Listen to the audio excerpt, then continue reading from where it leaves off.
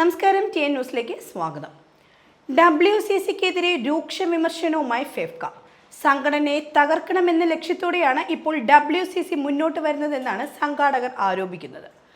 ഇപ്പോൾ ഉണ്ണികൃഷ്ണന് നേരെ നടക്കുന്നത് സംഘടിത ആക്രമണമാണ്. അത് ഫെഫ്കയെ തകർക്കണമെന്ന ലക്ഷ്യത്തോടെയാണെന്നും ഭാരവാഹികൾ പത്രസമ്മേളനത്തിൽ പറഞ്ഞിരുന്നു. ഉണ്ണികൃഷ്ണനെതിരെ വന്നിട്ടുള്ള ആരോപണങ്ങൾ അദ്ദേഹം ഒറ്റയ്ക്ക് തന്നെ നേരിടും. കുറച്ച് ആൾക്കാരുടെ താല്പര്യപ്രകാരം അദ്ദേഹത്തിനെതിരെ നടപടിയെടുക്കാനാവില്ല. 8000 അംഗങ്ങളുള്ള സംഘടനയെ മുന്നോട്ട് നയിക്കുന്നത് അദ്ദേഹമാണ്. നിലവിൽ ഇപ്പോൾ അദ്ദേഹം തന്നിട്ടുള്ള വിശദീകരണം തൃപ്തികരമാണെന്നും ഭാരവാഹികൾ വ്യക്തമാക്കി. സാന്ദ്ര തോമസുമായി ബന്ധപ്പെട്ട എല്ലാ വിഷയങ്ങൾക്കും പരിഹാരമുണ്ടാക്കി കൊടുത്തത് ഉണ്ണികൃഷ്ണനാണ്. എന്നാൽ വീണ്ടും സമാന ആരോപണങ്ങൾ ഉന്നയിക്കുന്നതിന് പിന്നിൽ ഗൂഢാലോചനയുണ്ടെന്നും സിബി മലയിൽ ആരോപിച്ചു. ഫെഫ്കയുടെ ഓഫീസിൽ കഴിഞ്ഞ ദിവസം നടന്ന ഒരു പ്രശ്നപരിഹാര ചർച്ചയ്ക്കിടെ WCC അംഗമായ ഒരു പ്രമുഖ നടിയും മറ്റൊരു നടിയും അവിടെ എത്തിയിരുന്നതായി അദ്ദേഹം വെളിപ്പെടുത്തി. എന്നാൽ രാത്രിയായതിനാൽ അടുത്ത ദിവസം ചർച്ച ചെയ്യാമെന്നാണ് അവരോട് പറഞ്ഞിരുന്നത്. എന്നാൽ അവർ അതിന് സമ്മതിച്ചിരുന്നില്ല. രാത്രിയായതിനാൽ അവർക്ക് എല്ലാ സുരക്ഷയും നൽകിയത് ഫെഫ്കയാണെന്നും അദ്ദേഹം വ്യക്തമാക്കി. പലതരത്തിലുള്ള ഗൂഢാലോചനകളാണ് ഫെഫ്കയ്ക്കെതിരെ നടത്തുന്നത്.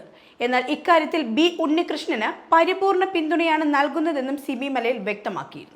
WCCയുടെ അംഗമായ അഞ്ജലി മേനോനെതിരെയും കടുത്ത വിമർശനമാണ് മേക്കപ്പ് ആർട്ടിസ്റ്റ് മിറ്റ വാർത്താ സമ്മേളനത്തിൽ ഉയർത്തിയത്.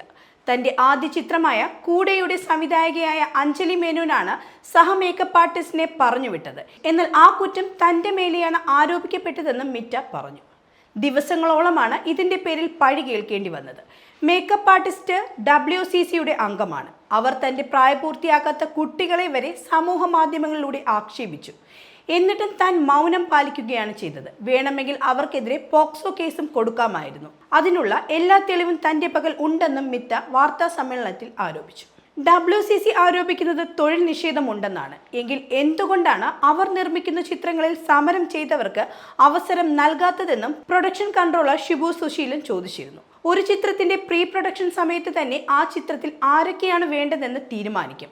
അല്ലാതെ ഓരോരുത്തരുടെ ഇഷ്ടത്തിനനുസരിച്ച് ഷൂട്ടിംഗ് സമയത്തല്ല ആളുകളെ മാറ്റുന്നത്.